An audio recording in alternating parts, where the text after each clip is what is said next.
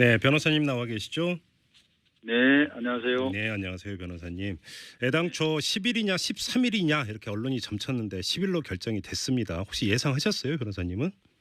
저는 나름대로는 13일보다는 10일이 네. 더 적절한 선고 기일이 아닌가 음, 예상을 했습니다. 어떤 예. 점에서 그렇게 보셨었어요, 변호사님은? 아무래도 13일은 이정미 재판관의 퇴임일이고요. 예.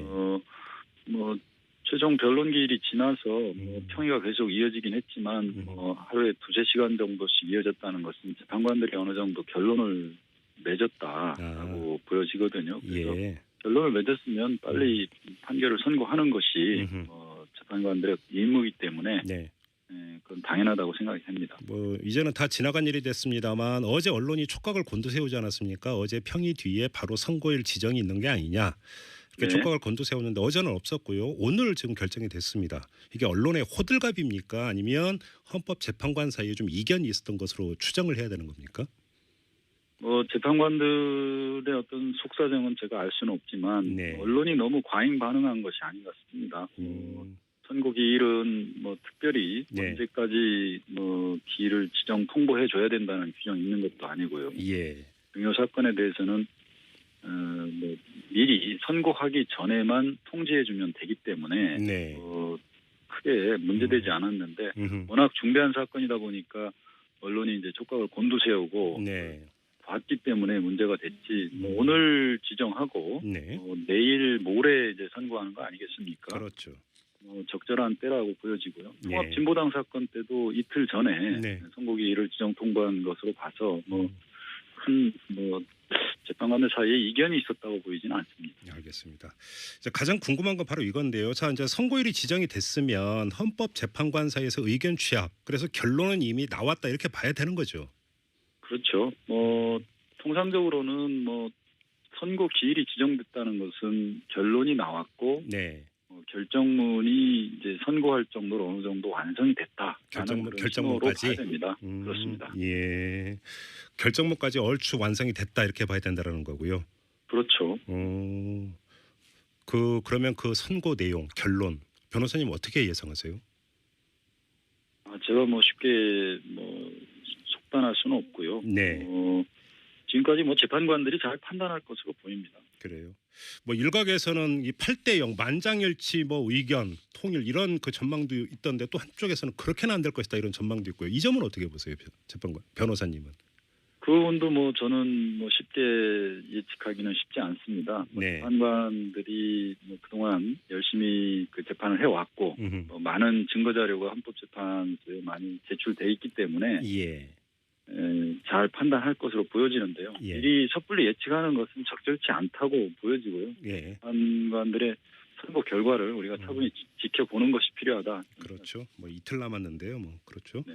아무튼 근데 이제 국회 탄핵 소추안에 보면은 탄핵 사유가 이제 13가지 아니었습니까? 근데 이게 이제 그렇습니다. 헌법재판소로 넘어가면서 이제 5가지로 다시 정리가 됐는데요. 네. 자, 이 5가지 유형 중에서 좀 가장 큰 쟁점이 됐을 법한 건 뭐가 있을까요?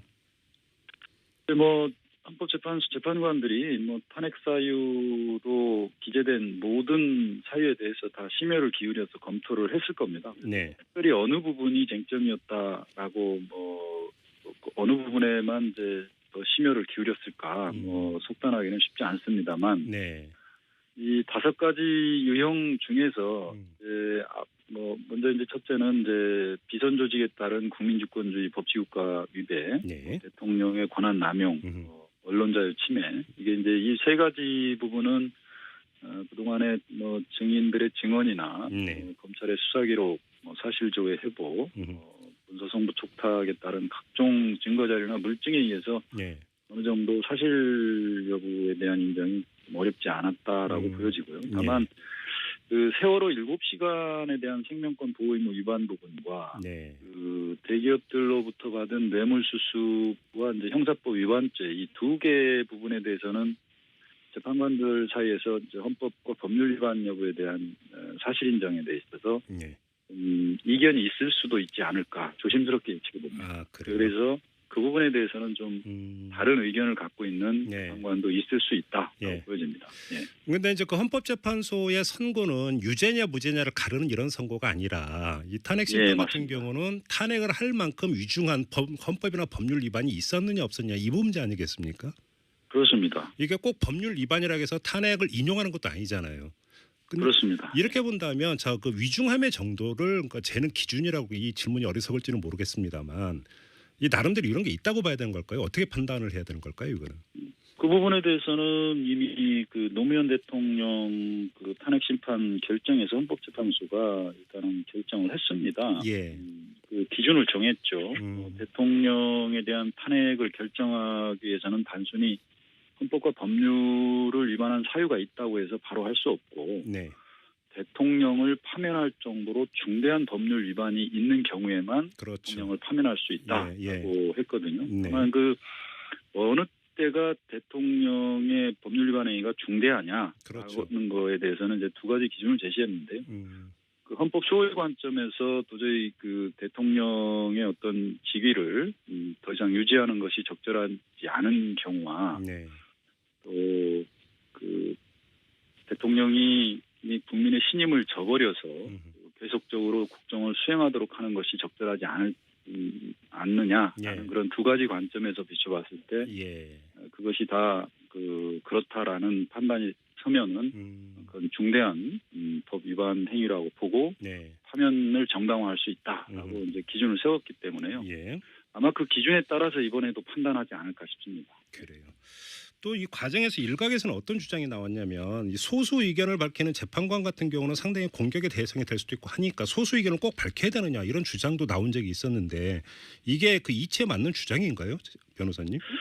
이거는 뭐 그런 현실적인 어떤 뭐 공격이나 비난을 두려워해서 재판관들이 네. 소수 의견을 갖고 있음에도 그거를 발표하지 않는다고 보지는 않습니다. 네. 재판소법에도 그 결정에 참여한 재판관은 자신의 의견을 표시하여야 한다라고 규정이 되어 있거든요. 표시하여야 한다. 예. 예, 예. 뭐 표시를 할 수도 있고 안 할 수도 있다라는 것이 아니고 네. 표시하여야 한다라고 해서 의무적입니다. 그래서 거의 의무 규정이네요. 그러면. 네. 그렇죠. 네. 그래서 이번 탄핵 심판의 어떤 결정에 있어서 네. 소수 의견이나 반대 의견, 다른 논거를 갖고 있는 재판관은 네. 소신껏 자신의 의견을 표시할 것으로 보여집니다. 네. 다만 이제 실제 소수 의견이나 반대 의견이 있는지 여부는 뭐 아직까지 모르겠고요. 네.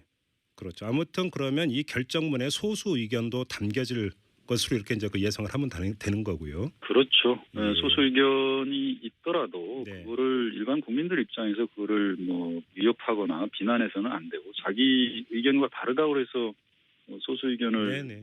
표시한 재판관에 대해서 공격하는 것은 매우 부적절하다. 그러면 이런 경우는 어떻게 됩니까? 소수 의견이 그러니까 그 제출이 됐는데 네. 그 현재의 선고에 승복하지 못하는 사람들 입장에서는 소수 의견을 그 논거로 삼고 근거로 삼을 수 있지 않겠습니까? 그러면서 계속 이것을 쟁점화를 시도를 한다면 그럼 이건 어떻게 받아들여야 되는 걸까요? 뭐 탄핵 심판은 뭐 헌법재판소의 단심제고요. 뭐 네. 이의 절차가 있는 것이 아닙니다. 네. 한번 결정이 되면 그것으로 최종적인 결정이고 더 이상의 어떤 불복할 수 있는 방법이 없다. 적절한. 그래서 뭐 소수 의견이 자기의 어떤 의견과 뭐 같은 그런 입장에 있더라도 네. 그것을 이유로 해서 뭐 이의를 제기할 수 있는 것은 없다는 점입니다. 그러니까 뭐 이제 재심을 청구하는 이런 것 자체가 원천적으로 불가능하다는 말씀이시고요. 예, 그 재심은 뭐 재심 제도 자체가 있기는 합니다만 예. 재심 사유라는 것은 법에 엄격히 예외적으로 규정이 되어 있는데요. 네. 지금까지 탄핵 심판 절차를 쭉 지켜보면 뭐 가장 이제 뭐 주장되는 게 뭐 8인 재판관 체제에서 뭐 예. 탄핵 결정이 됐기 때문에 재심 사유다라는 건데요.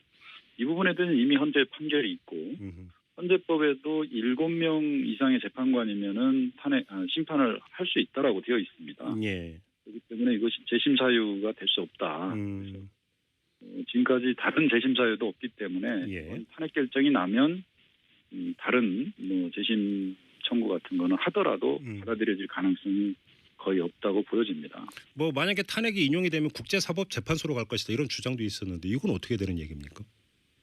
이 탄핵 심판은 무슨 뭐 개인의 기본권에 관한 그런 제도가 아니기 때문에 예. 사법재판소의 어떤 재판 관할이 될 수도 없고요. 네네. 갈 수도 없는 것으로 압니다. 예. 예.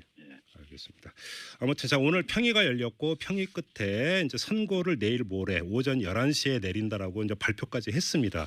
자 그러면 헌법재판관이나 헌법재판소 측에서는 이 시간 이후로는 그럼 선고가 이루어지는 11시까지 모레 11시까지 어떤 준비를 하게 되는 겁니까, 변호사님? 아무래도 뭐 보안을 철저히 하고요. 예. 그 선고 전에 있을 어떤 뭐 불상사를 대비하기 위해서 뭐 경계를 철저히 할 것 같고요. 재판관들은 마지막으로 선고될 결정문의 내용을 좀 다듬고 그러지 않을까 싶습니다. 그러면 아까 말씀하신 대로 결정문도 이미 얼추 작성이 됐고 그러면 헌법재판관의 독해도 이미 끝났다 이렇게 봐야 되는 겁니까? 저는 뭐 그렇게 예상을 합니다. 내일 모레 지금 이 중대한 결정을 선고하게 되는데 예. 재판관들 사이에서 그 결정문에 대해서 합의가 안 돼 있거나 작성이 안 돼 있다는 것은 좀 예상하기 어렵지 않겠습니까? 네네. 그래서 충분히 독해가 다 끝났고 네. 꼼꼼히 검토를 하셨을 것으로 생각을 하고요. 결정문 낭독은 누가 해요? 이런 경우에는? 재판장이 결정문에 낭독을 합니다. 예. 공식적으로 하고요. 예. 만약에 소수 의견이 있으면 예. 소수 의견의 논거의 요지에 대해서는 소수 의견을 낸 재판관이 낭독을 하는 게 관행입니다. 아, 그게 관행으로 되어 있군요. 알겠습니다. 아무튼 내일 모레 10일 오전 11시에 헌법재판소가 탄핵 심판에 대한 선고를 내린다는 소식 전해드리면서 노희범 변호사와 인터뷰 마무리하겠습니다. 고맙습니다, 변호사님. 네, 고맙습니다. 네, 지금 시각 6시 32분 46초 지나고 있네요.